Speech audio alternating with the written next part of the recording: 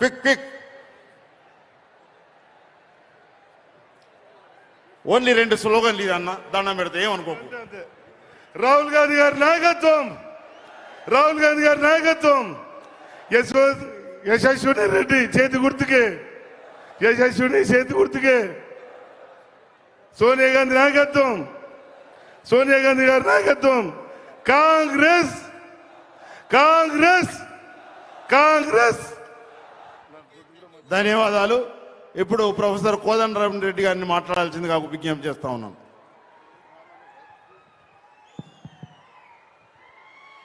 మీ అందరికీ పేరు పేరున వందనం. వానబడి వెలిసినట్టుంది, కానీ చాలా ముఖ్యమైన విషయాలు చాలా ఉన్నాయి కాబట్టి అవి మాట్లాడుకోవటానికి మనందరం కూడా కొంచెంసేపు ఓపికగా విందామని కోరుతున్నా. ఇవాళ జర చల్లబడ్డట్టే ఉన్నది, కానీ కేసీఆర్ పాలన మీద మన కోపం మాత్రం ఏమాత్రం తగ్గలేదు. ఈ చలి మన కోపాన్ని తగ్గించలేకపోతున్నది. 30 నాడు ఓట్లు వేసి కాంగ్రెస్ని గెలిపించేదాకా ఈ కోపం ఇట్లనే ఉండాలని కూడా మిమ్మల్ని కోరుతున్నా.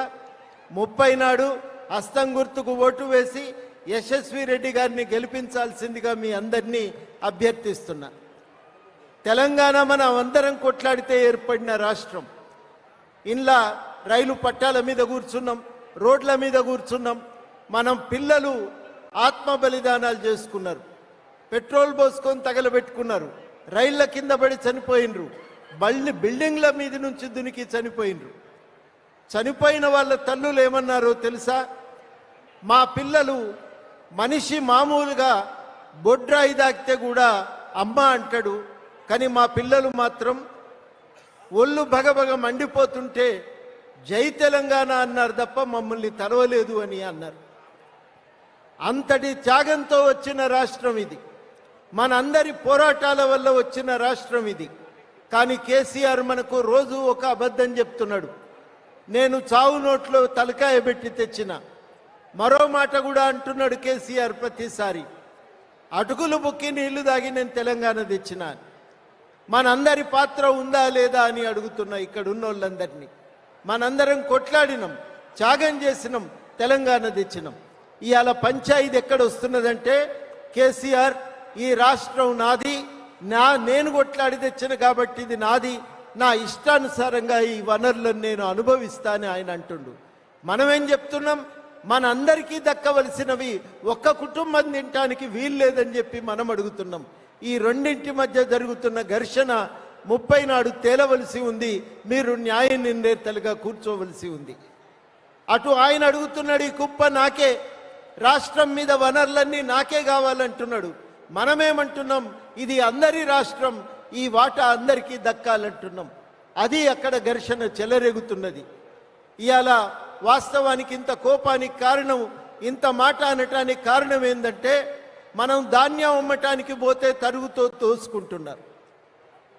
మన పిల్లలు ఉద్యోగాల కోసం చదువుకుంటుంటే పేపర్లు అమ్ముకొని అట్లా కూడా దోచుకుంటూనే ఉన్నారు. ధరణి తెచ్చి మన భూములను దొరల పేరు మీద రాయించుండు తప్ప హైదరాబాద్ చుట్టుపక్కల 8,000 ఎకరాలు తన పేరు మీద రాసుకున్నాడు తప్ప మనకు న్యాయం చెయ్యలేదు. ప్రతి దగ్గర కూడా దోపిడే మనకు కనబడతా ఉంది.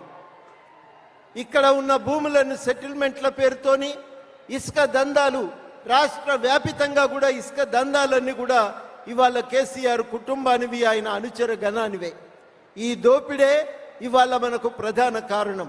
మనకిస్తానన్న డబుల్ బెడ్రూమ్ ఇల్లు రాలేదు, ధరణి పేరుతో దోచుకుంటూనే ఉన్నాడు. పిల్లలకు రావాల్సిన ఉద్యోగాలు దక్కలేదు. ఇవాళ తెలంగాణ వ్యాపితంగా మనం గమనించవలసిన విషయం ఏంటంటే దళిత బంద్ అన్నాడు, బీసీ బంద్ అన్నాడు, మైనారిటీ బంద్ అన్నాడు. బంధులన్నీ బంద్ అయిపోయినాయి, కానీ ఏ ఒక్కరికి వచ్చింది లేనే లేదు. ఇన్ని రకాలుగా మోసం చేసి ద్రోహం చేసి దోచుకొని తింటున్న కేసీఆర్ని మళ్ళీ గెలిపించవలసిన అవసరం లేదు. ఇవాళ తెలంగాణకు కావలసింది ఒక్కటే, న్యాయమైన పాలన. మనందరం కొట్లాడితే ఏర్పడిన రాష్ట్రంలో, మనమందరం కొట్లాడితే ఏర్పడినటువంటి ఈ రాష్ట్రంలో మనం ఏం కోరుకుంటున్నాం? అందరికీ న్యాయం జరగాలి, ఈ రాష్ట్ర సంపదలో వాటా అందరికీ దక్కాలి, అందరికీ న్యాయం జరగాలని చెప్పి కోరుకుంటున్నాం. ఆ న్యాయం జరగకపోవటం వల్ల 2 సార్లు భరించిన కేసీఆర్ని ఆయన అడిగితే మీద పెడతాడు, అరెస్టు చేస్తాడు, కేసులు పెడతాడు. కానీ ఇవాళ మనం ఈ కేసుల నుంచి బయటపడి మనం ఇవాళ న్యాయం కోసం నిలబడవలసిన సందర్భంలో ఉన్నాం. ఆ న్యాయం మనం అడిగేదేంది? మాకు కరెంటు బిల్లు మాఫీ చేయమని అడుగుతున్నాం, మా పిల్లలకు ఉద్యోగాలు కావాలని అడుగుతున్నాం, మా వ్యవసాయం నుంచి మాకు ఆదాయం దక్కాలని అడుగుతున్నాం. మాకు ఈ రాష్ట్రంలో ప్రతి ఒక్కరికి బతుకుదెరువు ఉండాలి. అది కూలీ చేసుకునేటోళ్ళు కానీ, వృత్తులను నమ్ముకొని బతికేటోళ్ళు కానీ, చిన్న సన్న కంపెనీల్లో పనిచేసేటోళ్ళు కానీ ప్రతి ఒక్కరికి బతుకుదెరువు ఉండాలని చెప్పి అడుగుతున్నాం. పిల్లలకు చదువు ఉచితంగా చెప్పాలి, ఆసుపత్రిలో వైద్యం ఉచితంగా దొరకాలి. ఇవి మన కోరికలు. వీటిని కాంగ్రెస్ పార్టీ ఒప్పుకుంటున్నది. కాబట్టి ఇవాళ తెలంగాణ జనసమితిగా మేము కాంగ్రెస్ పార్టీకి మద్దతు ఇస్తున్నాం. ఈ రాష్ట్రంలో హస్తం గుర్తుకు ఓటు వేసి కాంగ్రెస్ అభ్యర్థుల్ని గెలిపించాలని కోరుతున్నాం. మన నియోజకవర్గంలో యశస్వి రెడ్డిని గెలిపించాల్సిందిగా అభ్యర్థిస్తున్నాం. మీకు తాగబోస్తారు, ఆ రోజు తూలుకుంటే ఎక్కడ ఓటు గుద్దేది కూడా మనం యాది మరిచి సోయి తప్పే ప్రమాదం ఉంది. మీ అందరికీ విజ్ఞప్తి చేస్తున్నా, ఈ తాగుడు సీసాలు ముట్టకండ్రి, సోయితోని ఓటేయమని అడుగుతున్నా. ఈ ఓటు మనకు చాలా ముఖ్యం. ఈ ఓటు దొంగిలించే కేసీఆర్ కుర్చీ మీద కూర్చున్నాడు, రాష్ట్రాన్ని కాజేస్తున్నాడు. ఆ కేసీఆర్ను దించటానికి ఓటు ఉపయోగపడుతుంది. కాంగ్రెస్ పార్టీ ఇచ్చే సహాయం మీకు అందటానికి ఓటు ఉపయోగపడుతుంది. వాస్తవానికి వాళ్ళు 5,000 6,000 జేబులో పెడతారు. కానీ ఆ 6,000ను చూసి మురిసిపోయి మనం ఓటేస్తే నెలకు కాంగ్రెస్ పార్టీ ఇచ్చే 9,000 మనకి కాకుండా పోతాయి. 5 ఏళ్లకోసారి ఇచ్చే 6,000 తీసుకుంటామా? మనకు మల్లన్నైతే 10,000 అన్నాడు, 10,000 తీసుకుంటామా? నెలకు దొరికే 9,000 కోసం ఆశిద్దామా అనేది ఆలోచించాలి. ప్రతి ఒక్కరు ఇవాళ తెలంగాణలో బాధలే ఉన్నారు. నిరుద్యోగుల ఈ సమస్య అయితే అందరికీ తెలిసిందే. అనేక మంది పిల్లలు ఆత్మహత్య చేసుకున్నారు. ఇక్కడికే దగ్గరలో ఉన్న నర్సంపేట దగ్గర ప్రవళిక అనే అమ్మాయి ఆత్మహత్య చేసుకుంటే, ఉద్యోగం రాక నష్టజాతకురాలని ఆత్మహత్య చేసుకుంటే కేటీ రామారావు ఏమంటాడు? ఆ అమ్మాయికి ఎవరితో సంబంధం ఉందని అంటగట్టి ఆ అమ్మాయిని బదనాం చేసి తాను రాజకీయాల్లో బతకాలని చూస్తున్నాడు.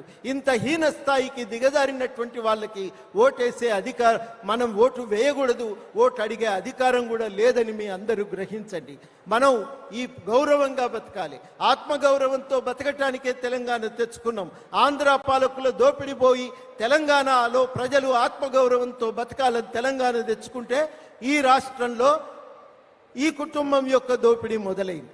ఈ దోపిడీ పోతే తప్ప తెలంగాణ అభివృద్ధి చెందదు.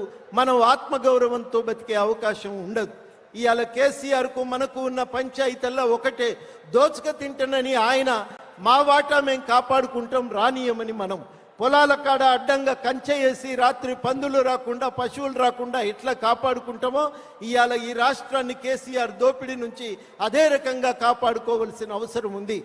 9 ఏళ్లుగా మనం చేస్తున్న పోరాటానికి ఒక న్యాయం జరిగే సందర్భంలో ఉన్నాం. ఈ సందర్భంలో మీ అందరికీ నేను చేసే విజ్ఞప్తి ఒకటే, ఓటు అద్భుత ఆయుధం. గద్దర్ మాతోని ఆఖరి రోజుల్లో ఒకటే మాట చెప్పేది, ఓటు మనుషులందరికీ సమానంగా ఉన్నది భారతదేశంలో ఓటు ఒక్కటే. చదువు వచ్చినా రాకపోయినా, పైసా ఉన్నా లేకపోయినా అందరి ఓటుకు సమానమైన విలువ, అందరి ఓటుకు సమానమైనటువంటి అర్హత ఉంది. మనందరం ఓటు వేసి మార్చటానికో అవకాశం. అందుకనే గద్దర్ చెప్పినట్టుగా ఓటు ద్వారా శాంతియుత విప్లవం తీసుకొద్దాం, ఓటు ద్వారా మార్పు సాధించుదాం, ఈ కాంగ్రెస్ను గెలిపిద్దాం, బీఆర్ఎస్ను ఓడిద్దాం. మీ చేతిలో ఉన్న ఓటును ఆయుధంగా గద్దర్ చెప్పినట్టు ఆయుధంగా ఉపయోగించమని కోరుతూ ఈ అవకాశం ఇచ్చినందుకు మీ అందరికీ కృతజ్ఞతలతో సెలవు. జై తెలంగాణ, జోహార్ తెలంగాణ.